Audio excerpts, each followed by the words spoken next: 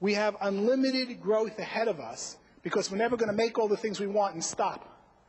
Because who would have thought that the biggest growth industry now is wellness? What's wellness? It's sickness for people who aren't sick, or it's medicine to keep you from getting sick or to slow down your aging process. And I go on and on about whole new industries that create demand the moment they're invented. The growth in our economy occurs when people who do a job are thrown out of work, but the output of their job stays. And real growth occurs when that unemployed person finds a new job. The hottest new technology is usually on the desk of the individual entrepreneur sitting home.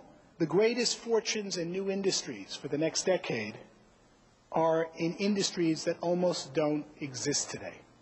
One of the greatest industries I've been writing quite a bit now and have a new best-selling book out on is the wellness industry. Who ever heard of a medical industry that doesn't treat sick people? It's for people who are well, who want to stay well or slow down the aging process or keep from becoming customers of the sickness business. And in the U.S. and Canada, wellness, which showed up in the last decade due to new technology, like new vitamin supplements, Viagra, and all these new products coming out that slow down aging process, has instantly become a $200 billion business. I'm projecting that the wellness industry will reach a $1 trillion level in the next decade. The final and sixth law of alchemy is that technology determines everything. If W equals P times T, and technology determines the supply of wealth, and if technology determines demand by what's being invented, how do you get a handle on what's coming next within any field? You can increase the T of your business, not the P, and you need to start thinking about your existing distributors, contacts as your P, your physical resources. Or let's get more personal. To you individually, your P, your W equals P times T, your physical resources. My P is how much time you have free during the day and how much people you know and all the physical things. Now what's important? Now what's important is your T, because your wealth will equal your physical resources, the P I just went through, times technology, what you do with them.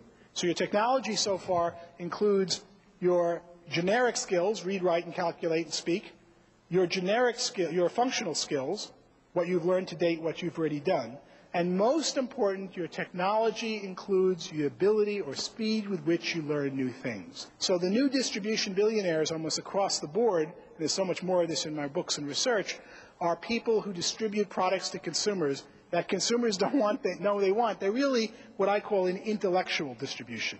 Distribution is two businesses. Physical distribution, distributing physically the product to the consumer they know they want. Intellectual distribution is distributing information to a consumer about a product that the consumer didn't know he wanted, but when he hears about it, he or she wants to buy it. And intellectual distribution is really the key in a great way for the future. Paul, give me a rule. I'm working every day at this company, or I'm trying to recruit this person from this company to join my business. How did I know when it was time to move? And how do I tell people when it's time to switch careers? I call it my 51% rule. You should be in a business where 51% of your day is learning new things, improving your skills, and 49% is just the grunt work of some boring thing you know how to do and you just did it. And when you cross that line, when 51% of your workday no longer is learning, when 49% is learning and 51% is doing, time to move on. Because it's probably an indicator that what you're doing is old. And it's going to go out of business anyway.